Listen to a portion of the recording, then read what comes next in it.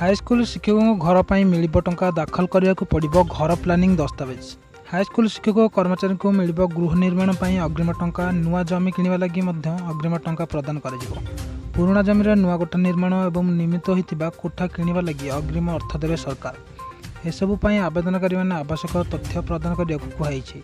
एने माध्यमिक शिक्षा निर्देशालय पक्षर समस्त जिला शिक्षा अधिकारी को चिठी लिखि जणाई। नुआ जमी क्रय पर आवेदन करथिबा आवेदनकारी मैंने जमीर तथ्य प्रदान करने सहित जमीर मूल्य और विक्रेतांकर एग्रीमेंट दाखल करेंगे। सेहीपरि पुराणा जमीर नुआ कोठा निर्माण पर कोठाबाड़ी निर्माण विभाग, बीडीए किंबा हाउसिंग बोर्डर कार्यकारी जंत्री द्वारा आकलन तथ्य दाखल करेंगे। एसह शिक्षक और कर्मचारी मानक हाउस प्लानिंग दाखल करने को